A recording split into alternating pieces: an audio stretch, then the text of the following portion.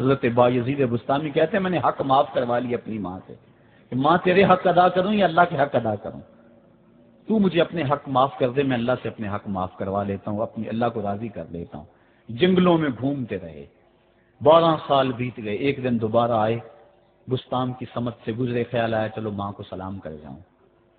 تہجد کا وقت تھا، رات کا وقت تھا، دروازے پہ کھڑے رہ گئے کہ میری ماں سوئی ہوگی، میں نے کبھی کوئی خدمت نہیں کی ماں کی، تو اب اٹھا کے تکلیف کیوں دوں؟ ساری رات کھڑے رہے۔ جب تہجد کا وقت گزرا تو نالی سے پانی آیا، سمجھ گئے کہ میری ماں تہجد کے لیے اٹھی ہے، دروازے کے قریب ہو گئے تو ماں نے ہاتھ اٹھا لیے، کہ اللہ میرا بیٹا بایزید تیری طلب میں نکلا ہوا ہے، میں نے اسے اپنے حق معاف کر دیے، تو اس کو اپنا وصال عطا کر دے۔ حضرت بایزید دروازہ کھٹکھٹانے لگے اور ماں کے قدموں میں لپٹ گئے اور رو کے کہنے لگے جس رب کو میں جنگلوں میں تلاش کرتا ہوں وہ تو رب میری ماں کے پاس ہے۔ تو ماں کی دعاؤں میں اللہ کی رضا ہے، ماں راضی ہو جائے تو سمجھ لو خدا راضی ہے۔ حکایت میں آتا ہے کہ حضرت بایزید بستامی رحمۃ اللہ علیہ ذکر الہی میں مصروف تھے، اچانک غیب سے آواز آئی کہ اے بایزید سامان کے بت خانے میں چلے جاؤ اور ان کی عید میں لباس سے راہبان پہن کر شامل ہو جاؤ۔ حضرت بایزید کہتے ہیں کہ اسے میں نے شیطان کی شرارت اور وسوسہ سمجھ کر جھٹلا دیا،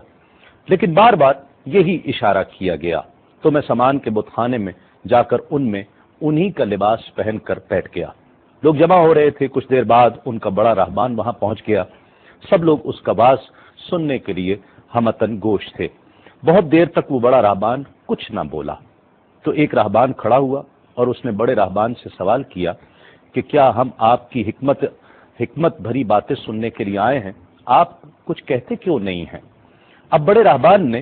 کہا کہ مجھے اس بات کا یقین ہے کہ تم میں لباس سے راہبان میں ہی ایک مسلمان موجود ہے اور وہ تمہارے مذہب کا امتحان لینے یہاں آیا ہے۔ لوگوں نے کہا کہ علی جاں آپ اشارہ فرمائیں، وہ کون ہے تو ہم اسے قتل کر دیں۔ بڑے راہبان نے کہا کہ نہیں، اسے قتل نہ کرو، بلکہ ہم علم و حکمت اور دلیل و حجت سے اسے شکست دیں گے۔ پھر راہبان نے اونچی آواز میں کہا اے محمدی،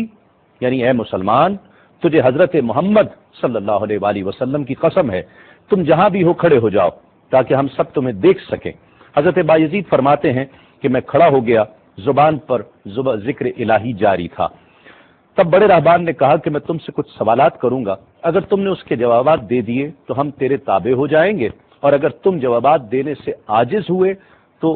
اور جوابات نہ دے سکے تو ہم تجھے قتل کر دیں گے۔ بایزید بستامی نے فرمایا تم سوال کرو، انشاءاللہ میں جوابات دوں گا۔ بڑے راہبان نے سوالات کا آغاز کیا کہ وہ ایک چیز کیا ہے جس جیسی دوسری کوئی نہیں ہے، وہ دو کیا ہیں جن کا تیسرا کوئی نہیں ہے، وہ تین کیا ہے جن کے ساتھ چوتھا کوئی نہیں ہے، وہ چار کیا ہیں جن کے ساتھ پانچواں کوئی نہیں ہے، وہ پانچ کیا ہیں جن کے ساتھ چھٹا کوئی نہیں ہے، وہ چھ کیا ہیں جن کے ساتھ ساتواں کوئی نہیں ہے، وہ سات کیا ہیں جن کا آٹھواں کوئی نہیں ہے، وہ آٹھ کیا ہیں جن کے ساتھ نواں کوئی نہیں ہے، وہ نو کیا ہیں جن کے ساتھ دسواں کوئی نہیں ہے، وہ 10 کیا ہیں جو کامل ہیں،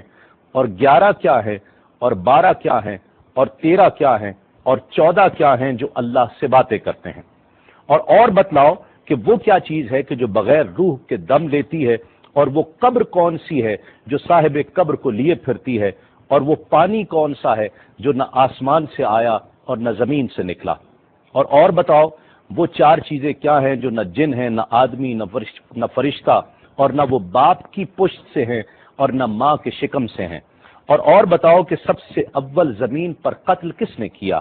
اور بتاؤ التامیہ کیا ہے، اور بتاؤ کہ وہ کون سا درخت ہے جس کی 12 ٹہنیاں ہیں اور ہر ٹہنی میں 30 پتے ہیں اور ہر پتے میں 5 شگوفے ہیں، اور ان میں سے 2 دھوپ کے اندر ہیں اور 3 سائے میں ہیں۔ اور وہ کیا چیز ہے جو بیت الحرام کا حج کرتی ہے مگر اس میں نہ روح ہے اور نہ اس پر حج فرض ہے۔ اور بتاؤ رات کہاں جاتی ہے جب دن نکلتا ہے، اور جب رات ہو جاتی ہے تو دن کہاں چلا جاتا ہے۔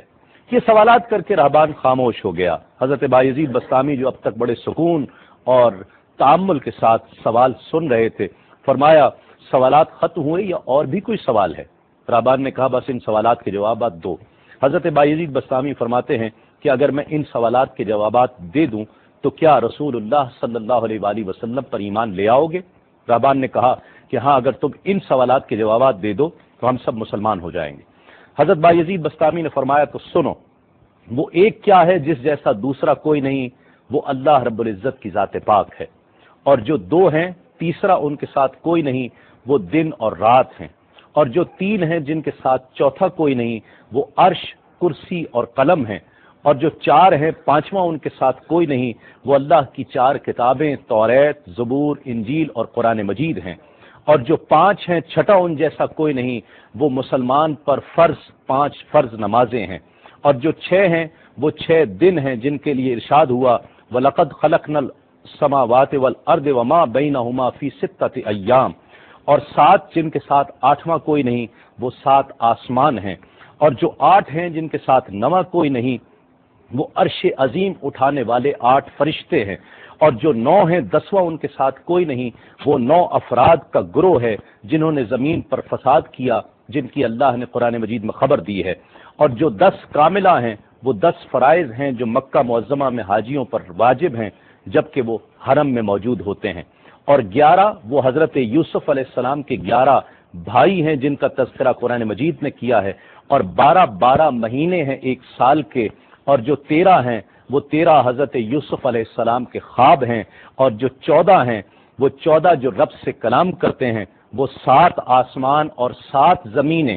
14 ہیں جو رب سے کلام کرتے ہیں، اور وہ چیز جس کے لیے تم نے پوچھا کہ جو بغیر روح کے سانس لیتی ہے وہ صبح ہے، اور وہ قبر جس کے لیے تم نے پوچھا کہ جو صاحب قبر کو لیے پھرتی ہے وہ یونس علیہ السلام کی مچھلی ہے، اور وہ پانی جو آسمان سے آیا نہ زمین سے آیا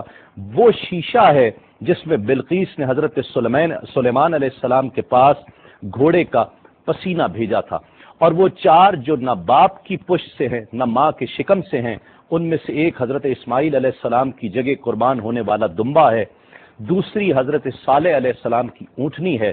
تیسرے آدم علیہ السلام، اور چوتھی بی بی حوا علیہ السلام ہے۔ زمین پر پہلا قتل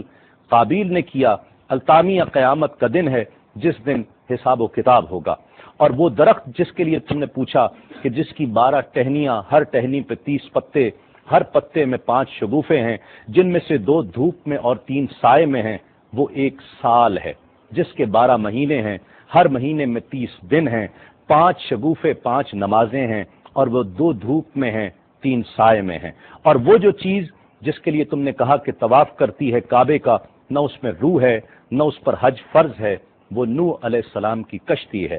وہ دن اور رات اللہ رب العزت کے علم میں پوشیدہ ہو جاتے ہیں۔ جب حضرت بایزید بسطامی علیہ الرحمہ نے سب سوالات کے جوابات دے دیے تو سب حیران اور ششدر کھڑے تھے۔